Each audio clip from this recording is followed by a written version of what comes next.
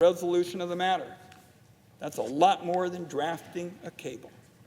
And especially problematic is that Ms. Haspel and her boss, Jose Rodriguez, was that there were reservations or even outright opposition to destroying the tapes from the White House, the head of national intelligence, the CIA director, and the Congress.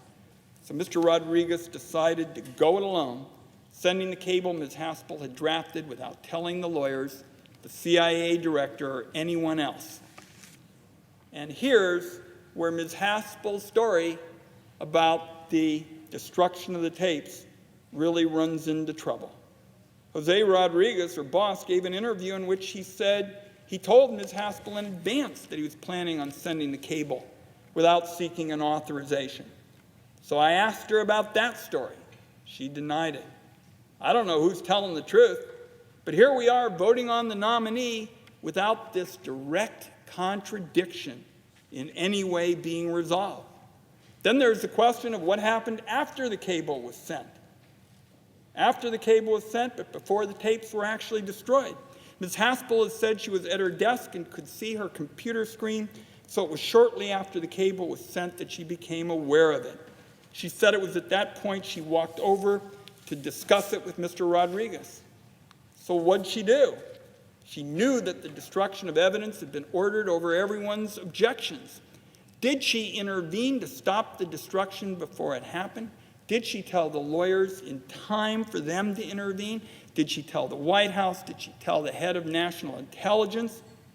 Or did she just let it happen? These are central questions because they tell us what kind of leader Ms. Haspel is. In order to get confirmed, she's made all kinds of promises about standing up for what's right and rejecting inappropriate orders. But what did she do when she knew an order had been sent to destroy evidence over the objections of lawyers and everybody else? There is no record of her doing anything to stop it. So I offer this small window into her background because I think we all ought to be asking how might she react when confronted with an illegal, immoral, or inappropriate direction. Now, I mentioned what the president said earlier in the campaign, that he'd bring back a hell of a lot worse than waterboarding. He's praised Ms. Haspel. She's tough on terror.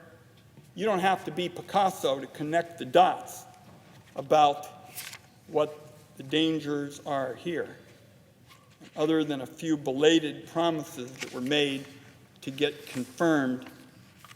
What evidence is there actually to suggest that Ms. Haspel would really push back? So, I close simply with this. I have an enormous amount of respect for the good work being done by those at the CIA. The nature of the secret, risk-taking work that they do is an extraordinary service to the American people. My concern is when something goes off the rails, it's going to be because of a variety of scenarios that don't have a lot to do with their good work. For example, it could be because there's a CIA director who sees every lawyer's approval as a green light and every lawyer's warning as an annoyance. It could be because CIA leadership decided to hide from public scrutiny information that need not be classified. So my concerns about Ms. Haspel are not a matter of history.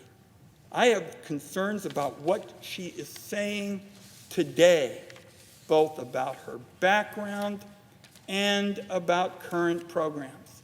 I'm concerned that after we've heard from John McCain, and each of us have reflected, as I did briefly, on our extraordinary experiences with this unique public servant, we still have to make a judgment here. And I hope that colleagues, when they vote in a little bit, will recognize that there is much more that the full Senate and the American people have a right to know.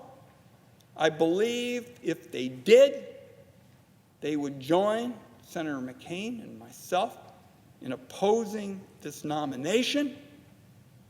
I regret to have to say, as I did in the beginning, I believe the Senate has surrendered its responsibilities to do real oversight here, that this process has been a disservice to our constitutional duties.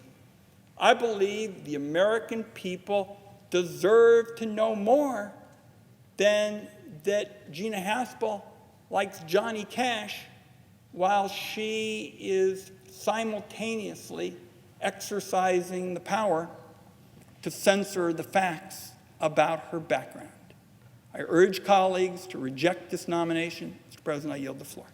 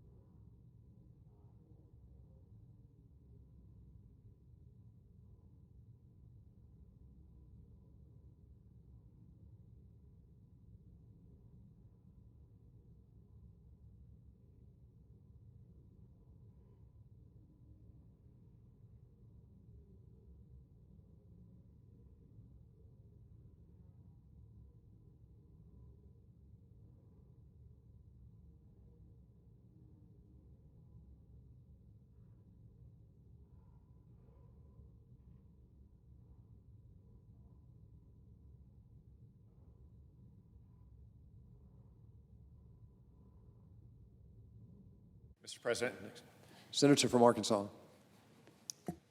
the director of the Central Intelligence Agency is not as old an office as some others in the President's cabinet, but it's no less important. The director's job is to provide the critical information on which the President's national security decisions are based. And for this reason, presidents of both parties have chosen seasoned statesmen to serve in this post. Men like Allen Dulles, George H.W. Bush, Bob Gates, and Mike Pompeo. Often, they've kept in office directors who were appointed by their predecessors out of respect for the CIA's integrity and professionalism. That's because partisanship has no place at the CIA. The national interest must be uppermost in our minds. Which is why I will be voting to confirm Gina Haspel as our next CIA director. Secretary Pompeo left the agency in good shape, and Ms. Haspel was his very capable deputy. Moreover, few people have contributed as much to the CIA's recent successes as Ms. Haspel. She has 33 years of experience working for the agency, serving first on the front lines of the Cold War and later on the front lines of the War on Terror. If confirmed, she would also be the first woman to lead the agency. And given her many accomplishments, her diligence and dedication, and her fierce love of country, I'm astonished and disappointed at the controversy over the nomination of this great American. After all, Ms. Haspel is a career professional whose record of achievement speaks for itself. She joined the agency in 1985, working as a case officer for several years in both Africa and Europe. Over time, she rose up the ranks, serving first as Chief of Staff and then as Deputy Director of the Directorate of Operations. She served as Chief of Station, the officer responsible for overseeing all of the CIA's work in a foreign country 4 different times. Having served under 6 different presidents from both parties, Ms. Haspel has never been a partisan. She's a professional whose many years of work command respect throughout the CIA. And she's never avoided controversy to protect her own career. Time and time again, she sought out danger. She raised her right hand and volunteered some of the agency's most dangerous assignments. It was on September 11, 2001, after seeing the first plane hit the World Trade Center on television, that she walked into the CIA's Counterterrorism Center and said, "Put me on the job." She didn't have to do that. As she said, she could have hid out on the Swiss desk, but she didn't. She took on what she knew would be a tough and controversial job. That's the kind of woman Gina Haspel is. Now, it's true that because of her willingness to take on a tough job, she was present for some of the most difficult decisions about how to protect America in the days after 9/11. Yes, she was around when the agency was responsible for the detention and interrogation of notorious terrorists. But there's been so much misinformation spread about what she did that I want to set the record straight. Ms. Haspel did not start this program. She didn't even know it existed until a year after it began. In fact, Nancy Pelosi learned about this program before Gina Haspel did. She did not cheerlead the program, as some senators have wrongly claimed, based on a book, the author of which later issued a correction on this very point. Other senators claim to worry about the message we would send by confirming Ms. Haspel. I confess that I'm amazed that these Democrats say that they can't in good conscience vote to confirm Ms. Haspel, who was a mid-level career employee when the program was active, and yet they voted in 2013 to confirm John Brennan, who was the number 4 ranking CIA official at that time. And while I'm at it, let me also say she did not destroy any tapes of those interrogations. She simply wrote a draft cable for her boss, the Director of Operations, which authorized their destruction. He released the cable, he has acknowledged, without her advance knowledge. In fact, former acting director of the CIA, Mike Morrell, later conducted an investigation and cleared Ms. Haspel of any wrongdoing. And the special counsel who reviewed the matter close the case without filing any charges? Would holding her responsible for drafting a cable at her boss's direction make any more sense than holding Senate staffers responsible for the boring speeches their bosses give on the Senate floor? And yes, I know there were political officials in the government who had expressed reservations about destroying those tapes. But no lawyer at any time, anywhere in the government, said there was a legal prohibition against their destruction. Moreover, there is a clear written record of those very events. And on these matters, it's not enough to express reservations. CIA officers in the field deserve a clear answer, yes or no. If anyone was to blame, it wasn't Ms. Haspel or her boss. It's politicians who didn't want to take the heat for a controversial decision either way. So what's really at issue here? What message will we send if we reject her nomination? Not that we oppose torture. That's silly. We all oppose torture. The United States does not torture, and it has never tortured, despite overwrought claims to the contrary. No, in fact, I'd ask what message we will be sending to the men and women of the CIA if we don't confirm her, or for that matter, what message does the overwhelming Democratic opposition to her nomination send them? Does anyone doubt that if President Obama or a President Hillary Clinton had nominated Ms. Haspel, she would easily have received 80 or 90 votes? The message I'd submit is this: be careful. If you participate in a program the Commander-in-Chief has approved, the Congress has been fully briefed on, the Attorney General has legally authorized, and the CIA Director supports, you still may land in the dock when a new president comes along with new lawyers. So maybe it is better to hide out on the Swiss desk. That is a recipe for a timid, hesitant intelligence community, and that's a risk to us all. Because I can tell you, Gina Haspel's skill and expertise are widely known and respected on both sides of the aisle. President Obama's former CIA director, Leon Panetta, said he was glad the president nominated Ms. Haspel because she knows the CIA inside out. Another one of President Obama's CIA directors, John Brennan, said Ms. Haspel has the experience, the breadth, and depth on intelligence issues. And former CIA Director Michael Hayden, who served under both Presidents Bill Clinton and George W. Bush, has called Gina Haspel a great choice and highly regarded. These are just three of more than 50 former national security officials who signed a letter to the Senate Intelligence Committee supporting her nomination.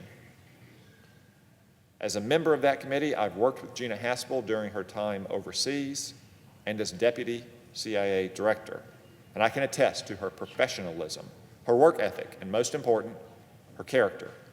This is a skilled, brave, patriotic woman who will serve our country with distinction in this most critical post. Her dedication to our country throughout her life is complete, and that is why I will be proud to cast my vote for the confirmation of Gina Haspel, and I urge all senators to do the same. Thank you. Mr. President, I note the absence of a quorum. The clerk will call the roll. Mr. Alexander.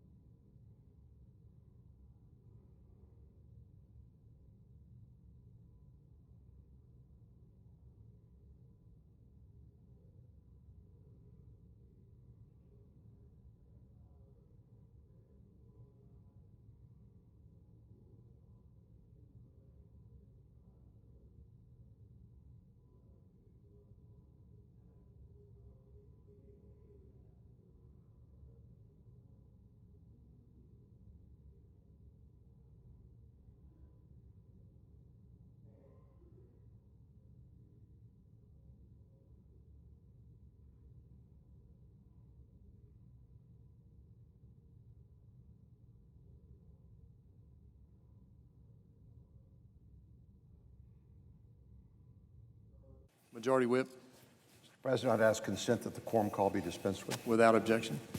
Mr. President, yesterday the Senate Intelligence Committee voted Gina Haspel's nomination out favorably by a vote of 10 to 5. It was a strong bipartisan vote. And of course, in just a few minutes, we will vote on her confirmation. Last week during her confirmation hearing, she said repeatedly what those of us who had supported her for weeks already knew. She believes that U.S. government actions must be held to a strict moral standard. If confirmed, she would not obey an order she believed to be unlawful, and in her new role, she pledged not to restart the interrogation programs inside the CIA. Of course, that could not happen without consultation and approval of Congress, because the standard has literally changed since the immediate post-9/11 era. Based on her testimony, her record of service and exemplary character, it's clear that the only real option for the Intelligence Committee was to report her out favorably. Our colleagues on the other side who have objected to this nomination have an opportunity to join a couple of their members who've already come on over and acknowledged that she is the best qualified nominee in the agency's history. Our colleague, the senior senator from Virginia, Vice Chairman of the Intelligence Committee, Senator Warner, voted yesterday on Ms. Haspel's behalf. He praised her as an independent voice and found it noteworthy that she'd be the first operations officer in more than 5 decades to lead the agency. Generally speaking, you have analysts and you have the case officers who actually handle the cases and do the important intelligence gathering work from a human intelligence perspective of the agency. And that's the work she's been involved in for more than 30 years. And she'd be the first officer in more than 5 decades to have that sort of experience and the credibility that goes along with it. The senior senator from Virginia, Senator Warner, is joined by the senior senator from West Virginia, Senator Manchin, who also sits on the Senate Select Committee on Intelligence, as well as the junior senator from North Dakota and others. In other words, there's a number of Democrats now who have decided that it is not in the nation's best interest just to oppose President Trump's nominees because they happen to be President Trump's nominees. Now, I want to talk about some of the stated objections and why I don't believe they hold any water, but I'm glad for this movement in the right direction, which will allow us to confirm her today.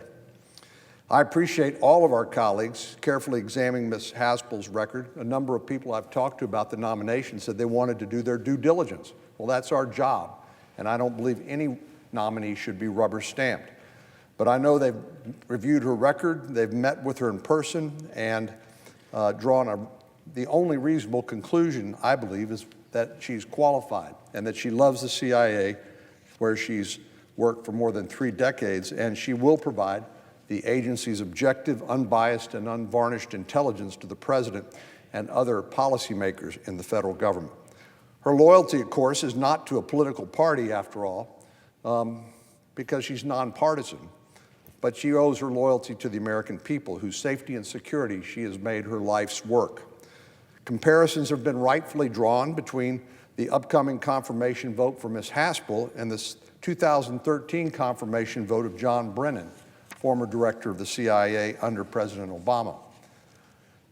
We saw that the vast majority of Democrats had no problem voting for Mr. Brennan, and so I believe they should have no problem voting for Ms. Haspel, because first of all, Mr. Brennan supports her, and of course he was the number 4 person at the CIA during this period post 9/11 when the rendition, detention, and interrogation programs were carried out in full compliance with then stated law from the highest legal authority available, the Office of Legal Counsel.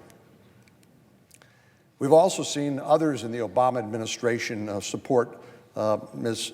Haspel as well.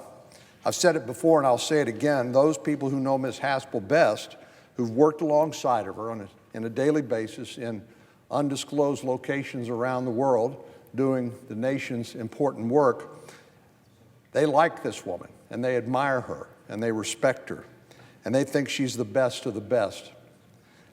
I speak for many of them, I hope and expect, and when I say that we appreciate Ms. Haspel's willingness and desire to serve in this new and never easy capacity.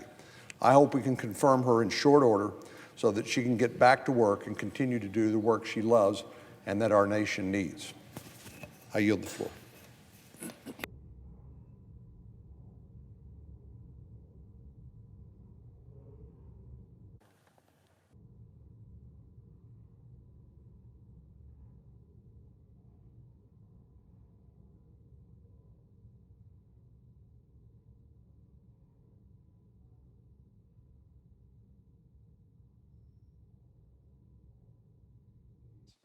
Mr. President, Senator from Vermont. President, the Senate has often been called the world's greatest deliberative body, where we can thoroughly and respectfully debate weighty matters regardless of the pressures imposed by any given moment. And what I've said during my time here is that at its best, the Senate can be, and actually should be, the conscience of the nation. So as we move to vote on the nomination of Gina Haspel, with very little debate and gaping holes in her record, I fear the Senate's failing to fulfill its basic duty to provide advice and informed consent to her nomination. Remember, we're supposed to advise and consent. And worse yet, we're failing in our duty to serve as the nation's conscience.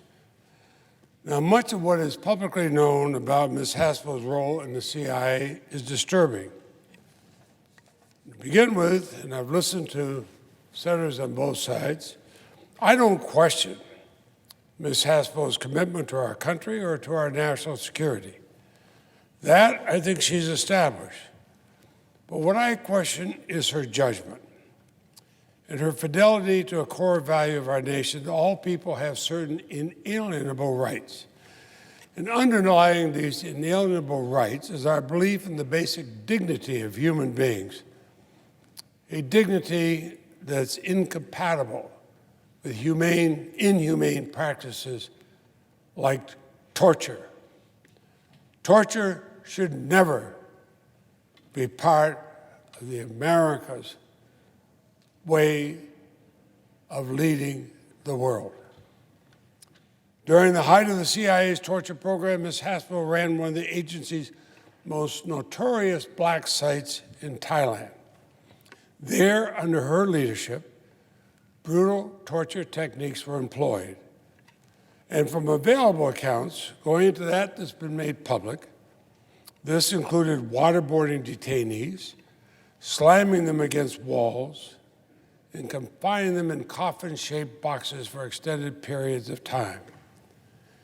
And at the time, there was a benign euphemism for this treatment. It was called enhanced interrogation techniques. But we know better. This wasn't enhanced interrogation techniques, it was government-sanctioned torture, pure and simple. Well, torture is immoral. Torture is inhumane.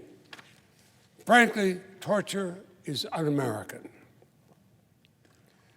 I agree with our colleague, Senator John McCain, and he's one who speaks with a distinct moral clarity on this issue. The Ms. Haspel's refusal to condemn torture as immoral is disqualifying. For that reason alone, I cannot, in good conscience, support her nomination. But it's worse than that. Ms. Haspel also reportedly advocated for destroying the videotapes of these torture sessions. Now, that was against the advice of the CIA's own lawyers. More than that, it was in contravention of a federal judicial order requiring that they be preserved.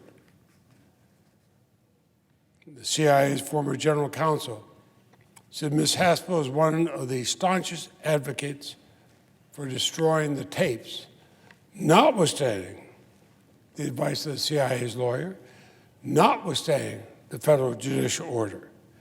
And she claimed that destroying the tapes was necessary to protect the security of the CIA officers who conducted these interrogations. But that explanation withers under even the slightest scrutiny. If that was really the concern, then the CIA could easily copy the tapes with the officers' faces blacked out, and only then destroyed the originals.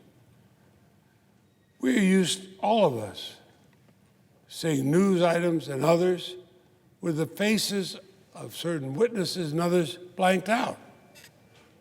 Now, I recognize, and I must say I appreciate, that Ms. Haspel is committed to not allowing the CIA to resurrect the use of torture if she is confirmed. But I also recognize that that commitment, while commendable, is not optional. Torture is illegal. That is simply what the law demands. But what about the next immoral action that this president might ask her to commit? Should we trust that she'll have the moral compass to stand up and say no? And based on what we've seen, I do not. So the world is watching closely today. Our allies and our enemies, and our own future generations, will view this vote as nothing less than a referendum on torture. If the Senate, this body that I cherish, gives its blessing to a nominee who is synonymous with the CIA's interrogation program, the demons of our past, from Abu Ghraib to the CIA's black sites, may haunt us anew. I do not believe this blight on our history represents who we are or what we stand for. I really do not believe that this is the soul of America. But it is a terrible mistake. And I believe we must clearly demonstrate we're capable of learning from and moving beyond our darker chapters as a nation. We make a mistake, we should admit it and take steps not to have it happen again. For that reason, I will vote no on Ms. Haspel's nomination. Mr. President, I do not see another senator seeking recognition, so I would suggest the absence of a quorum. The clerk will call the roll. Mr. Alexander.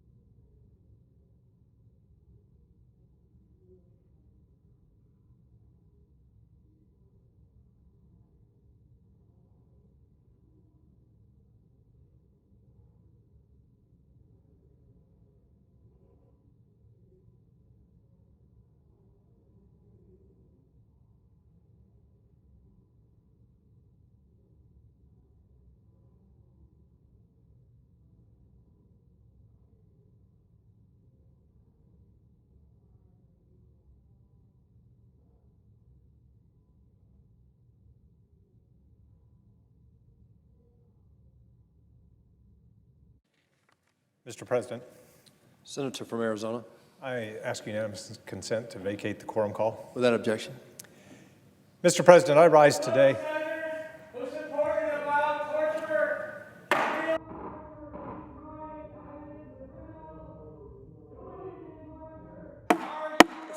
Sergeant of Arms will restore order in the chamber. Sergeant of Arms will restore order in the chamber.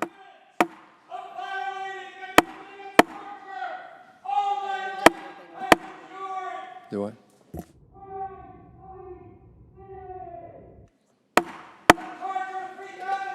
Where's the Sergeant of Arms?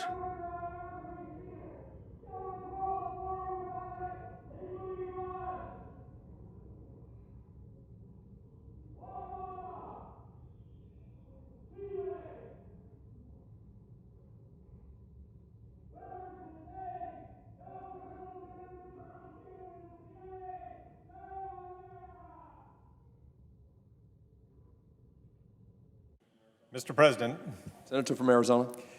Mr. President, I rise today disturbed by the President's recent decision to consider easing penalties placed on the Chinese telecommunications company ZTE. Looking at ZTE's history of deception and dishonest business practices, it is deeply troubling to see these penalties cast aside so carelessly in pursuit of what appears to be a type of chaotic diplomatic improvisation that has become standard operating procedure with the administration. Let me briefly outline ZTE's past actions in order to refresh everyone's memory on how the company came to face such serious punitive measures. In 2016, the U.S. Department of Commerce concluded an exhaustive investigation, finding that ZTE had knowingly sold products made with American technology to Iran, North Korea, and other countries banned from receiving such technologies. ZTE violated these sanctions and engaged in a deliberate attempt to cover it up. Once ZTE's deception was uncovered, the Obama administration announced imminent implementation of import restrictions that would deprive ZTE of American technology critical to the manufacturing of its products. The threat of sanctions brought ZTE to agree to settle the matter, and 1 year later, ZTE signed a settlement which included more than $1 billion in fines, the creation of an audit and compliance requirement, and to avoid future violations, a promise to punish such individuals involved in past violations. Last month, after ZTE was found to have violated the terms of the settlement, and to have then sought to deceive the U.S. government about those violations, the Commerce Department announced a 7-year ban on the export of U.S. components of ZTE. In essence, ZTE had repeatedly engaged in malign activity by deliberately misleading the government for years, all while attempting to deliver American technologies into the hands of state sponsors of terrorism. The instinct to punish ZTE for this behavior was the right one. So it's puzzling to hear, as we did this past Sunday, that the President instructed the Commerce Department to find a way to ease that punishment. First, the President tweeted that the restrictions needed to be eased because they would cost China too many jobs. It now appears that this concession was part of a deal that, if reached, would have the Chinese government agree to remove tariffs on U.S. agricultural products. It must be noted that these are the same tariffs that China levied in retaliation for the steel and aluminum tariffs announced and now being haphazardly applied by the administration. Make no mistake, Mr. President, what we are witnessing here is a nascent trade war. Tariffs leading to tariffs, leading to ill-advised concessions, haphazard exemptions, and so on and so on. Meanwhile, businesses suffer from increased uncertainty, our national security is threatened, and international allies find themselves dealing with an American foreign policy characterized only by chaos and unpredictability. Punitive measures like sanctions only work when they are consistently executed. How is any other nation meant to take threats of U.S. sanctions seriously when we enforce them some of the time and toss them aside other times when we feel like it? What does such unpredictability say to our allies about our ability to lead on global issues and our reliability as a partner in the future? We are making a mockery of the rules-based international order that we helped establish. Mr. President, our foreign policy, whether it relates to trade or security, must be characterized by stability and predictability, not confusion and chaos. We are at our best when our allies and our adversaries know where we stand. Let us return to that standard. I yield the floor. Mr. President. Majority Whip. Mr. President, I'd ask unanimous consent that notwithstanding Rule 22, the cloture vote on the Haspel nomination occur at this time. Further, that if cloture is invoked, all post-cloture time be yielded back, and the Senate immediately vote on the nomination, and that if confirmed, the motion to reconsider be considered made and laid on the table, and the President be immediately notified of the Senate's action. Is there objection? Without objection. The clerk will report the motion to invoke cloture. Cloture motion. We, the undersigned senators, in accordance with the provisions of Rule 22 of the Standing Rules of the Senate, do hereby move to bring to a close debate on the nomination of Gina Haspel of Kentucky to be Director of the Central Intelligence Agency. By unanimous consent, the mandatory quorum call has been waived. The question is it the sense of the Senate that debate on the nomination of Gina Haspel of Kentucky to be Director of the Central Intelligence Agency shall be brought to a close? The yeas and nays are mandatory under the rule. The clerk will call the roll. Mr. Alexander.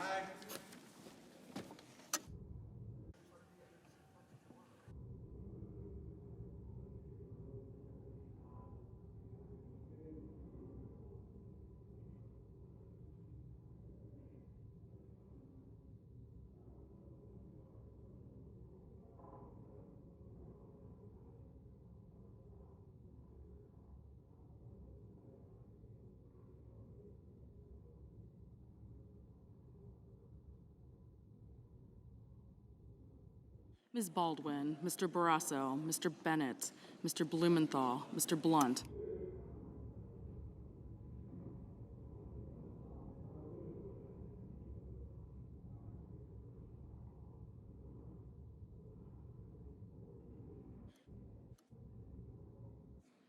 Mr. Blunt, Mr. Booker, Mr. Bozeman, Mr. Brown, Mr. Burr.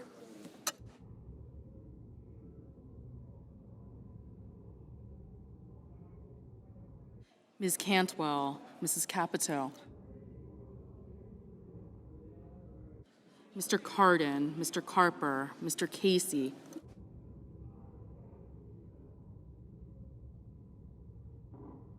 Mr. Cassidy, Ms. Collins, Mr. Coons, Mr. Corker, Mr. Cornyn, Ms. Cortez Masto, Mr. Cotton, Mr. Crapo, Mr. Cruz, Mr. Daines, Mr. Donnelly, Ms. Duckworth, Mr. Durbin, Mr. Enzi, Mrs. Ernst, Mrs. Feinstein, Mrs. Fisher, Mr. Flake,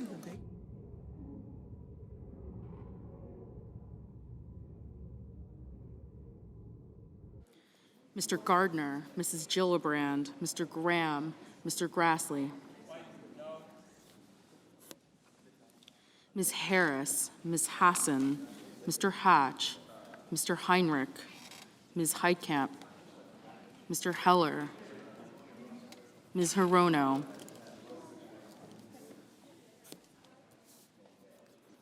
Mr. Hoven, Mrs. Hyde-Smith, Mr. Inhofe, Mr. Isaacson, Mr. Johnson, Mr. Jones, Mr. Kane, Mr. Kennedy, Mr. King, Ms. Klobuchar, Mr. Langford, Mr. Leahy, Mr. Lee, Mr. Manchin, Mr. Markey, Mr. McCain,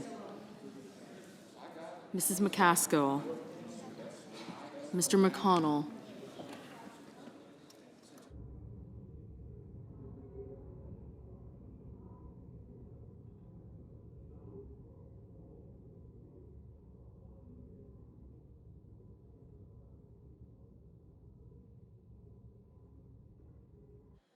Mr. Menendez, Mr. Merkley, Mr. Moran, Ms. Murkowski, Mr. Murphy, Mrs. Murray, Mr. Nelson, Mr. Paul, Mr. Perdue,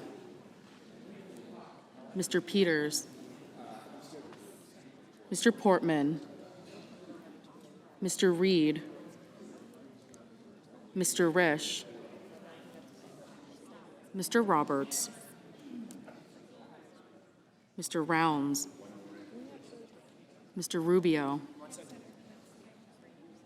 Mr. Sanders. Yes, sir. Mr. Sass, Mr. Schatz, Mr. Schumer, Mr. Scott, Mrs. Shaheen, Mr. Shelby, Ms. Smith, Ms. Stabenow, Mr. Sullivan, Mr. Tester, Mr. Thune,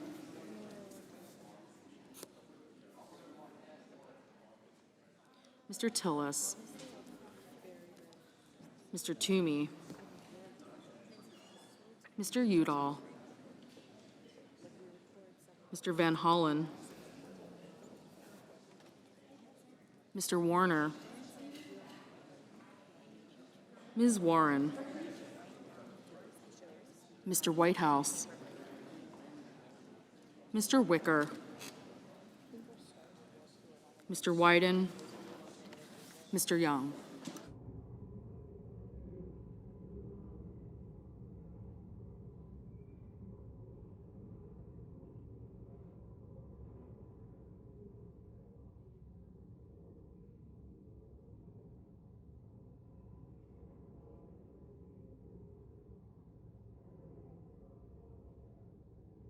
Senators voting in the affirmative: Alexander, Burr, Cornyn, Crapo, Enzi, Heller, Isaacson, Kennedy, Manchin, Moran, Perdue, Rounds, Shaheen, Thune, and Warner.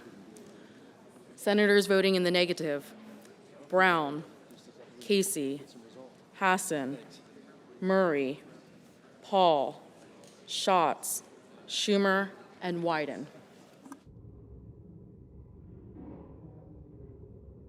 Mr. Cassidy, aye.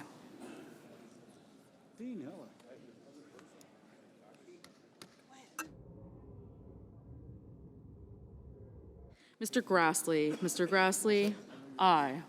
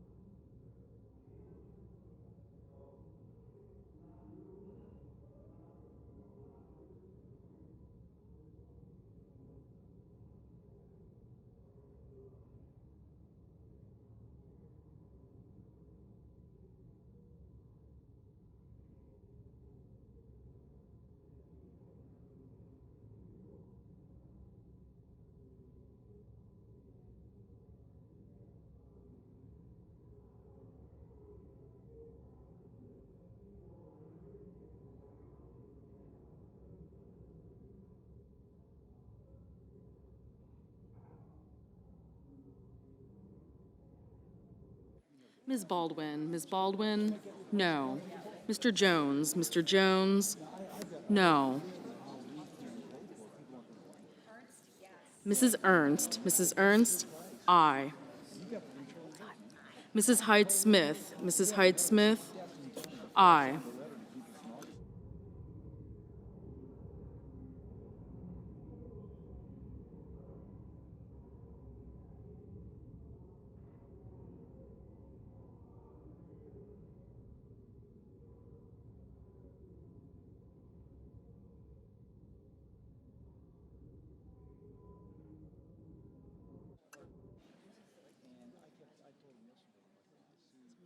Ms. Warren, no.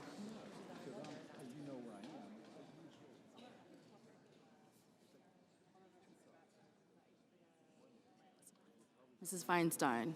Mrs. Feinstein, no. Ms. Stabenow. Ms. Stabenow, no.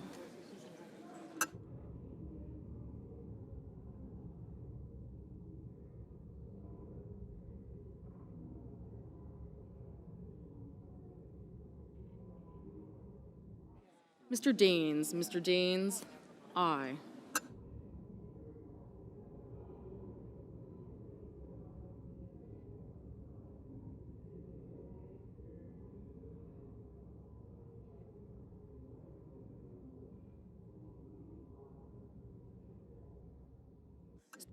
Mr. Graham. Mr. Graham, aye.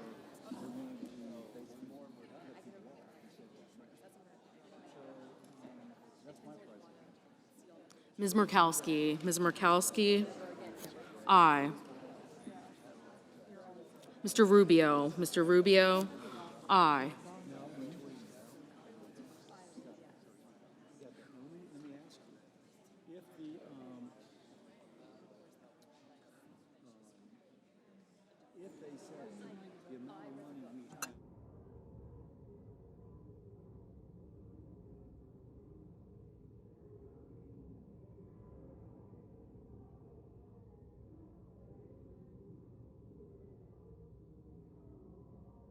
Ms. Heitkamp. Ms. Heitkamp, aye. Mr. Carper. Mr. Carper, no.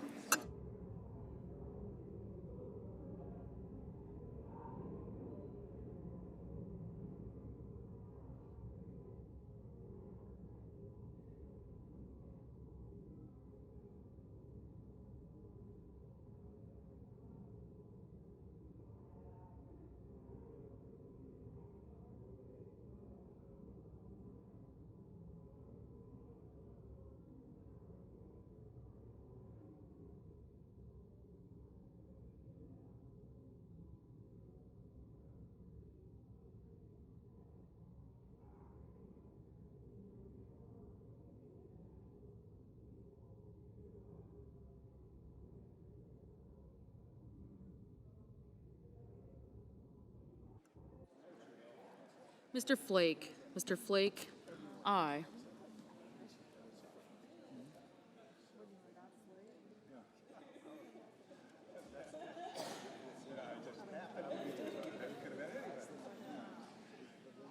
Mr. Gardner. Mr. Gardner,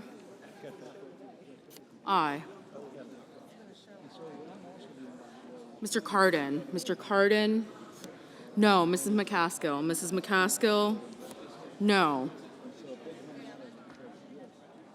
Mr. Tester. Mr. Tester, no.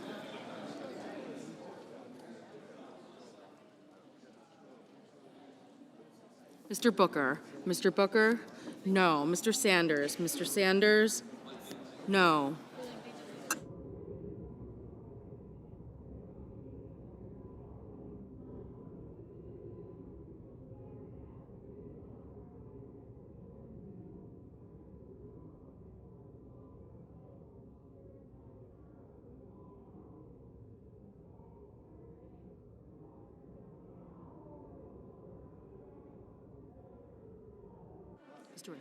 Mr. Risch. Mr. Risch, aye.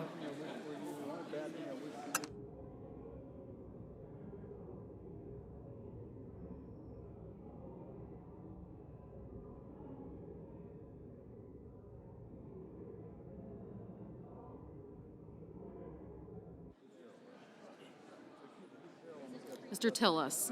Mr. Tillis, aye. Mr. Whitehouse. Mr. Whitehouse, no.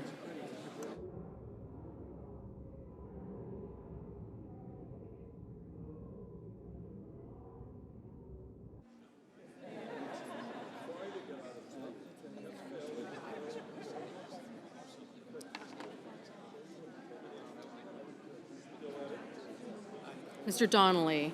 Mr. Donnelly, aye. Mrs. Fisher. Mrs. Fisher, aye. Deb Fisher. Mr. Bennett. Mr. Bennett, no. Mr. Heinrich. Mr. Heinrich, no.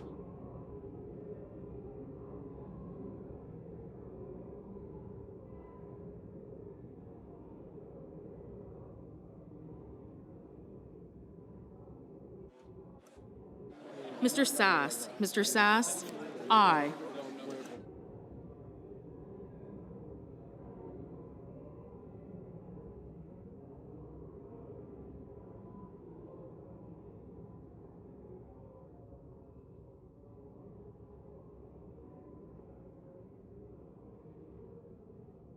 Mr. Cotton. Mr. Cotton, aye. Mr. Kane. Mr. Kane, no.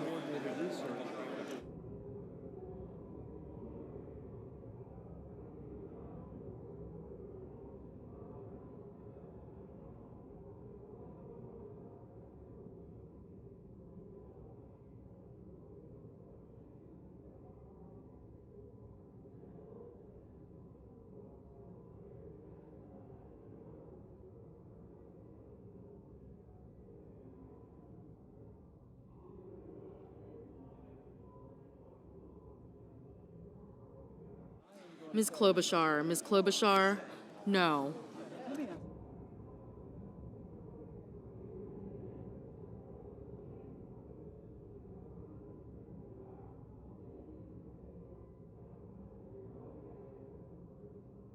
Mr. Lee. Mr. Lee, aye.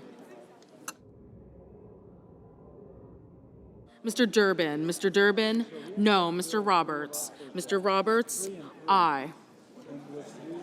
Mr. Toomey. Mr. Toomey, aye.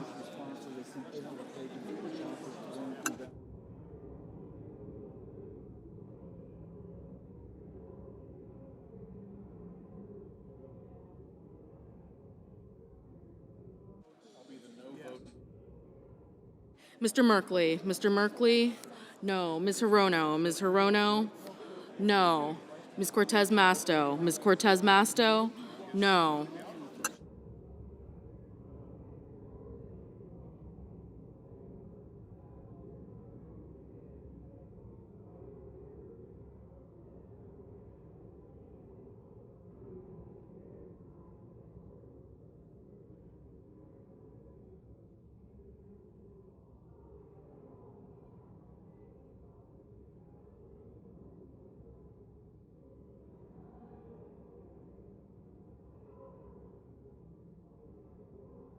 Ms. Collins. Ms. Collins, aye.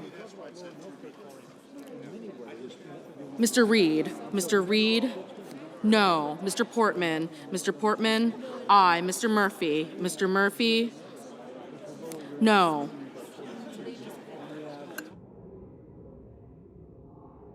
Mr. Wicker. Mr. Wicker, aye. Mr. Barrasso. Mr. Barrasso, aye. Mr. Van Hollen. Mr. Van Hollen, no. Mr. Blunt. Mr. Blunt, aye.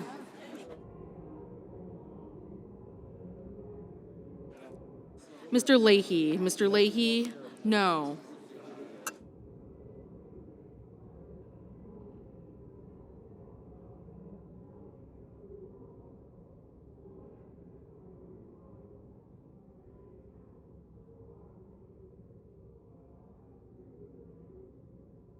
Mr. Hatch. Mr. Hatch, aye. Mr. Blumenthal. Mr. Blumenthal, no.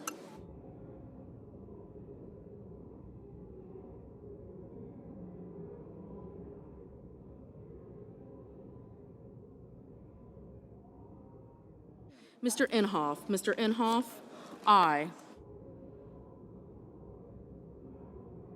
Mr. Peters. Mr. Peters, no.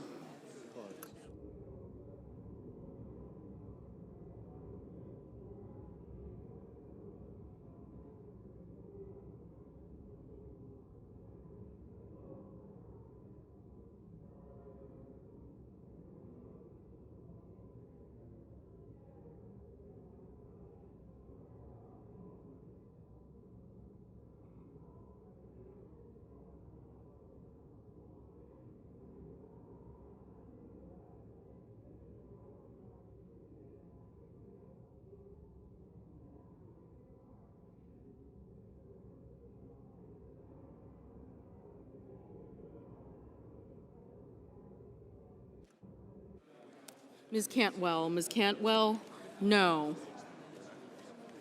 Mr. Corker, Mr. Corker, aye. Mr. Bozeman, aye. Mr. Markey, no.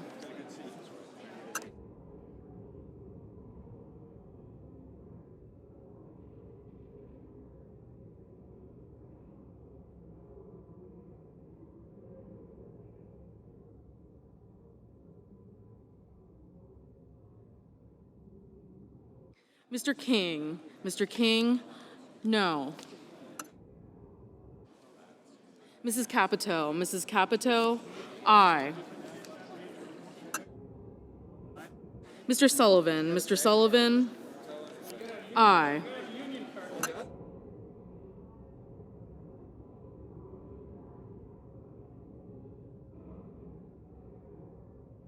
Mr. Hoven, aye.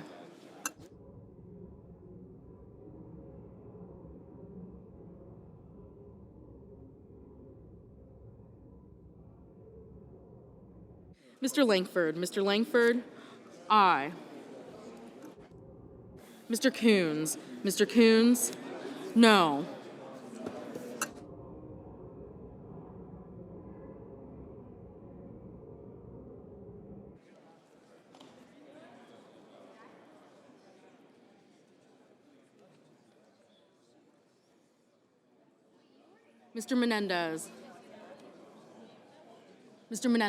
Mr. Menendez, no.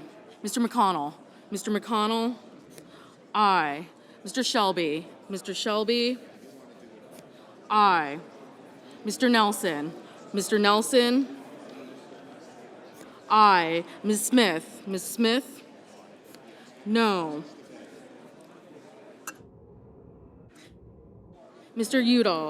Udall, no.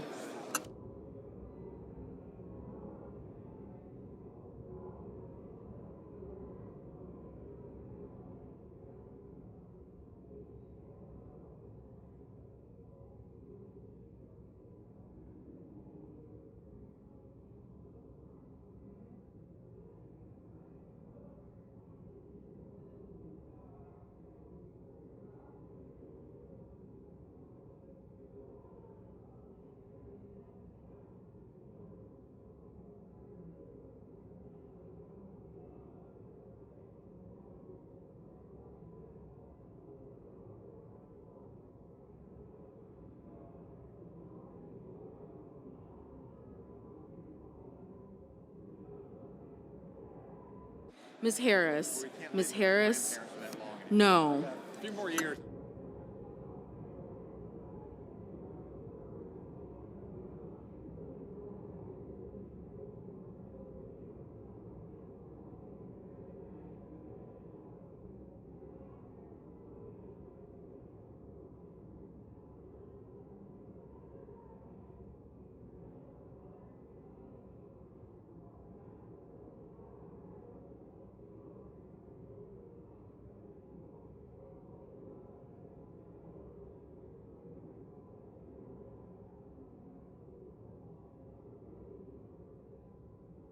Mr. Johnson, aye. Ms. Duckworth, no.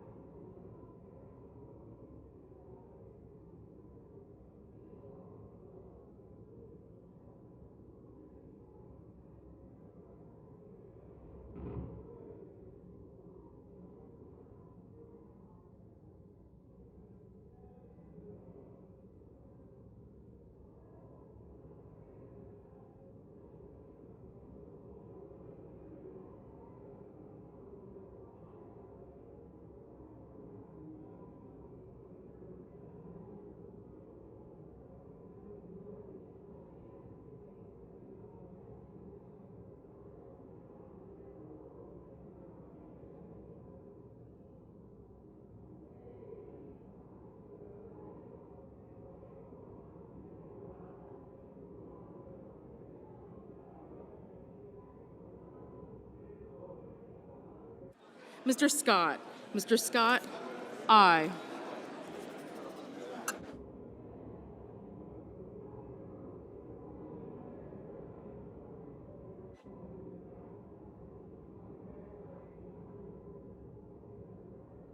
Mrs. Gillibrand. Mrs. Gillibrand, no.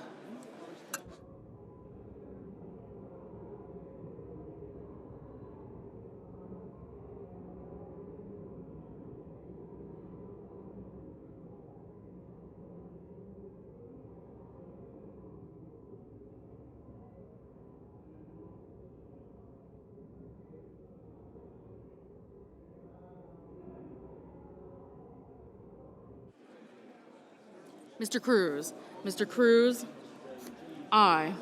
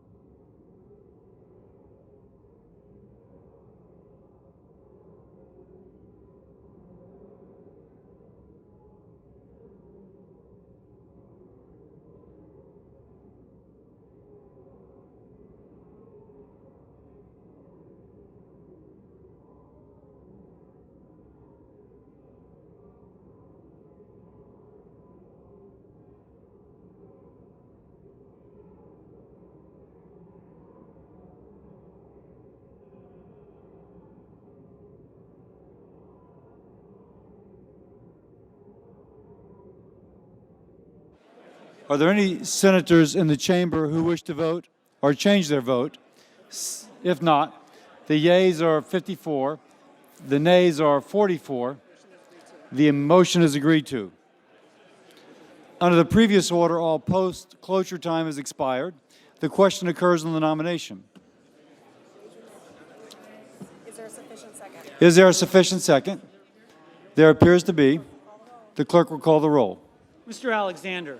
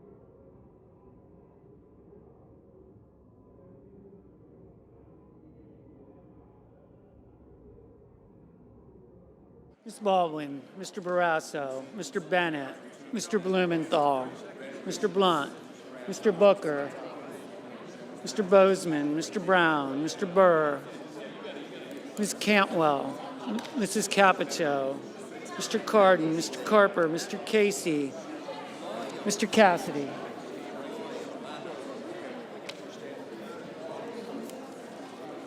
Ms. Collins, Mr. Coons,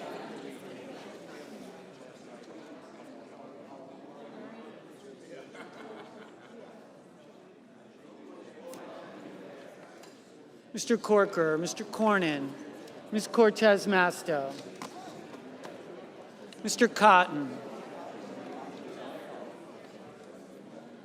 Mr. Crapo, Mr. Cruz, Mr. Daines, Mr. Donnelly, Ms. Duckworth,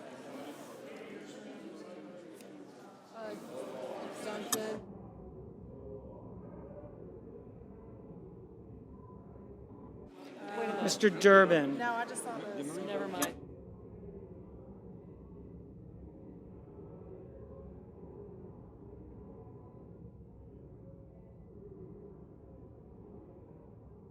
Mr. Enzi, Mrs. Ernst, Mrs. Feinstein, Mrs. Fisher, Mr. Flake, Mr. Gardner, Mrs. Gillibrand, Mr. Graham, Mr. Grassley, Ms. Harris, Ms. Hassan, Mr. Hatch, Mr. Heinrich,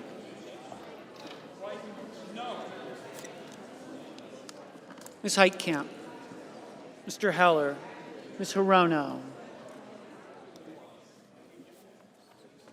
Mr. Hoven, Mrs. Hyde-Smith, Mr. Inhofe, Mr. Isaacson, Mr. Johnson, Mr. Jones, Mr. Kane, Mr. Kennedy, Mr. King, Ms. Klobuchar, Mr. Langford, Mr. Leahy, Mr. Lee, Mr. Manchin, Mr. Markey, Mr. McCain,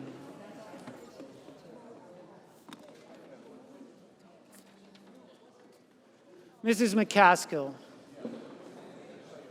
Mr. McConnell, Mr. Menendez, Mr. Merkley, Mr. Moran,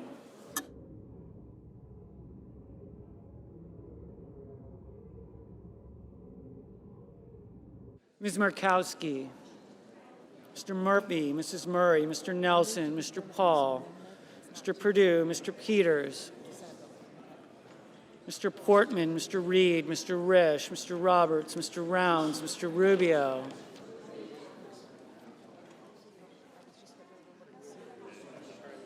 Mr. Sanders, Mr. Sass, Mr. Schatz, Mr. Schumer, Oh, you're okay. Okay, got it.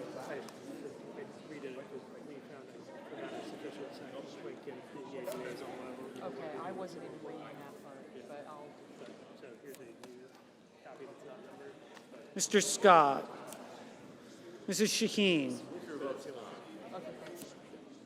Mr. Shelby, Ms. Smith, Ms. Stabenow, Mr. Sullivan, Mr. Tester, Mr. Thune, Mr. Tillis, Mr. Toomey, Mr. Udall, Mr. Van Hollen, Mr. Warner, Ms. Warren, Mr. Whitehouse, Mr. Wicker, Mr. Wyden, Mr. Young.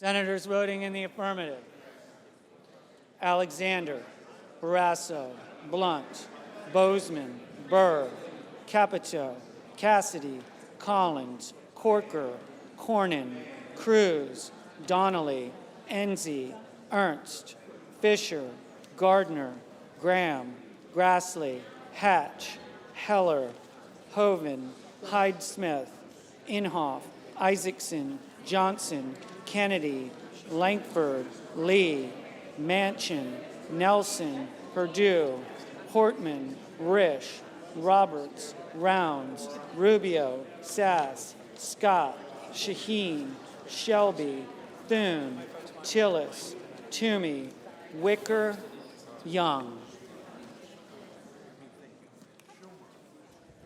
Senators voting in the negative: Baldwin, Bennett, Blumenthal, Brown, Cardin, Carper, Casey, Coons, Duckworth, Durbin, Feinstein, Flake, Hassan, Heinrich, Hirono, Jones, Kane, King, Klobuchar, Leahy, Menendez, Murphy, Murray, Paul, Peters, Reed, Sanders, Schatz, Schumer, Smith, Stabenow, Tester, Van Hollen, Whitehouse, Wyden. Mr. Crapo, Mr. Crapo. Aye. Mr. Cotton, Mr. Cotton. Aye. Mr. McConnell, Mr. McConnell. Aye. Mr. Daines, Mr. Daines. Aye.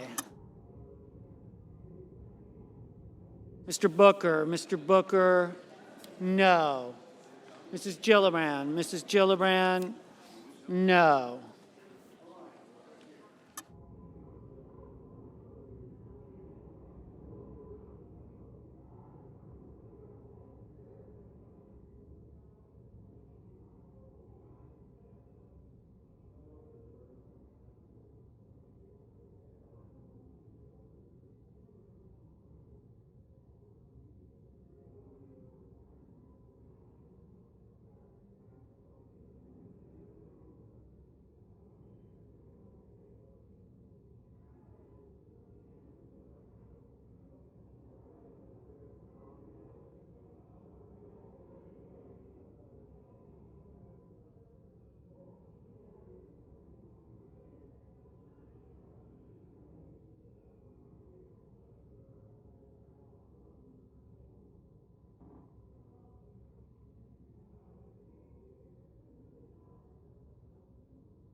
Ms. Heitkamp, Ms. Heitkamp. Thank you, ma'am. Aye. Ms. Harris, Ms. Harris. No. Ms. Cortez Masto, Ms. Cortez Masto. No.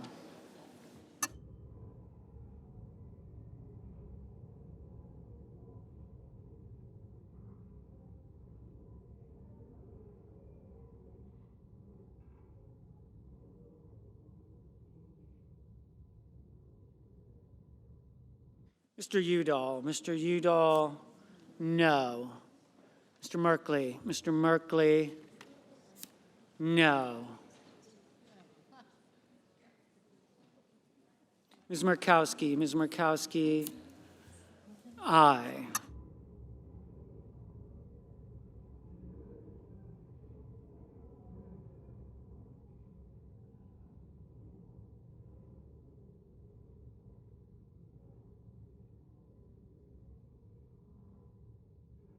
What's the total right now, Trey? Mrs. McCaskill, Mrs. McCaskill. No.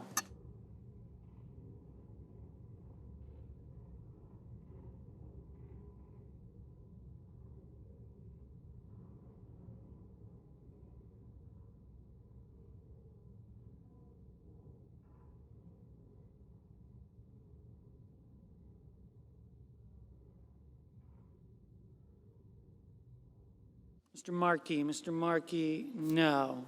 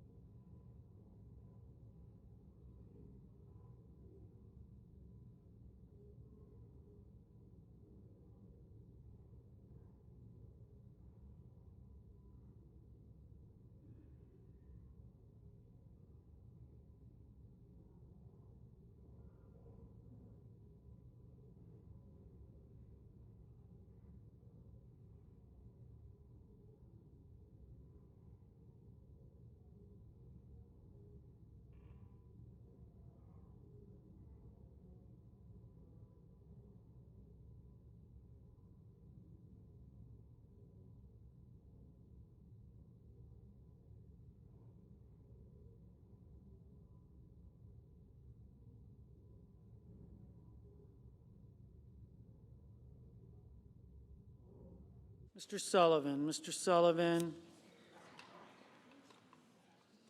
Aye.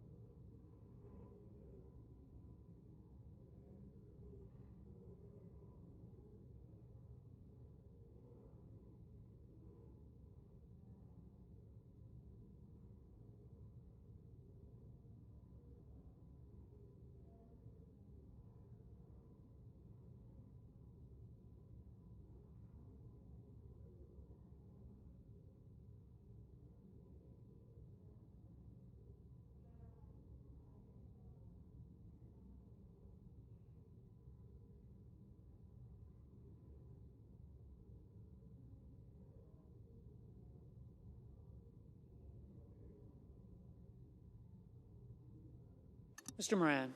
Mr. Moran. Aye.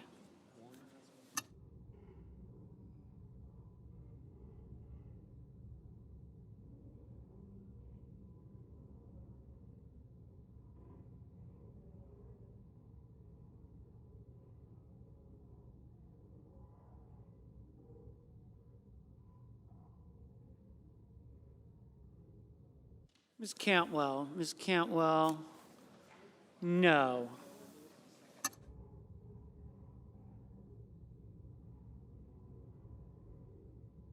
Ms. Warren. Ms. Warren. No.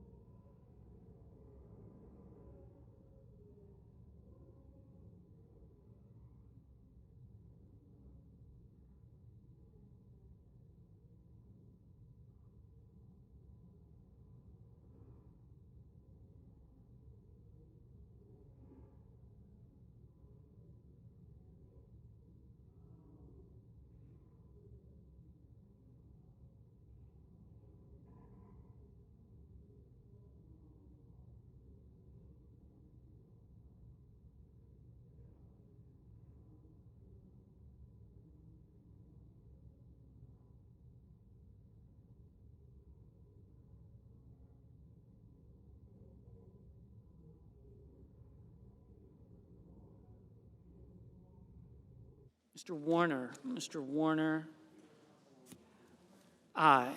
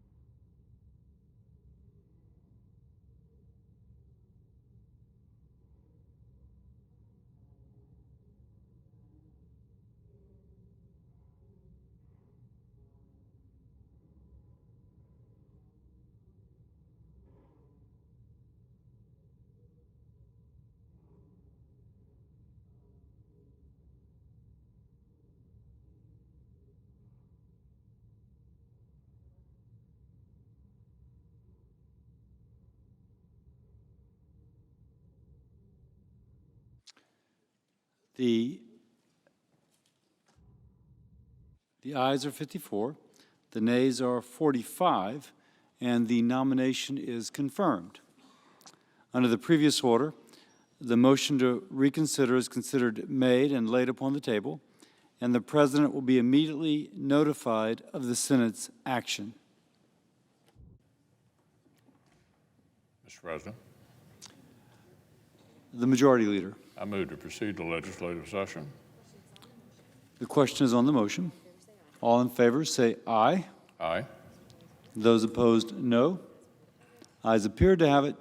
Ayes do have it. The motion is agreed to. I move to proceed to executive session to consider calendar number 608. The question is on the motion. All in favor say aye. Aye. Those opposed, no. Ayes appear to have it. Ayes do have it. Motion is agreed to. The clerk will report the nomination. Nomination, Consumer Product Safety Commission. Dana Biaccio of Ohio to be Commissioner. I send a cloture motion to the desk. The clerk will report the cloture motion. Cloture motion, we, the undersigned senators, in accordance with the provisions of Rule 22 of the Standing Rules of the Senate, do hereby move to bring to a close debate on the nomination of Dana Biaccio of Ohio to be Commissioner of the Consumer Product Safety Commission, signed by 17 senators. I ask consent the reading of the names be waived.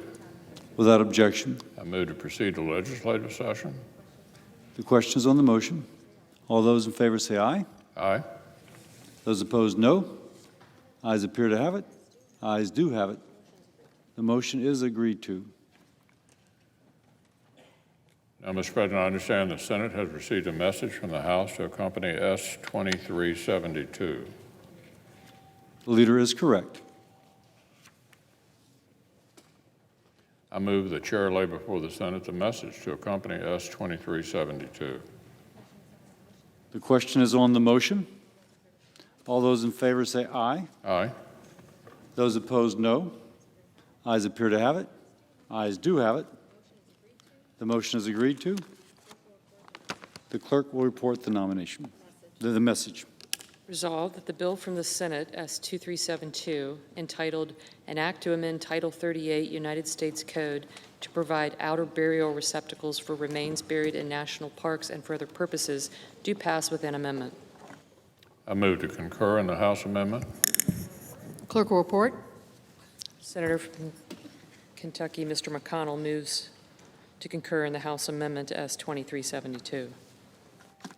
I send a cloture motion to the desk on the motion to concur. Clerk will report the cloture motion. Cloture motion, we, the undersigned senators, in accordance with the provisions of Rule 22 of the Standing Rules of the Senate, do hereby move to bring to a close debate on the motion to concur in the House amendment to S 2372, a bill to amend Title 38 United States Code to provide outer burial receptacles to remains buried in national parks and for other purposes, signed by 16 senators as follows. I ask the reading of the names be dispensed with. Without objection. I move to concur in the House amendment with a further amendment. Clerk will report. Senator from Kentucky, Mr. McConnell, moves to concur in the House amendment to S 2372 with an amendment number 2246. I ask the reading be dispensed with. Without objection. I ask for the ayes and nays on my amendment. Is there a sufficient second? There appears to be. Yeas and nays are ordered. All those in favor? Oh. I have a second-degree amendment at the desk. Clerk will report. Senator from Kentucky, Mr. McConnell, proposes an amendment number 2247 to amendment number 2246. I ask the reading be dispensed with. Without objection. I move to refer the House message on S 2372 to the Committee on Veterans Affairs to report back forthwith with instructions. Clerk will report. Senator from Kentucky, Mr. McConnell, moves to refer the House message to accompany S 2372 to the Committee on Veterans Affairs to report back forthwith an amendment number 2248. I ask for the yeas and nays on my motion. Is there a sufficient second? There appears to be. The yeas and nays are ordered.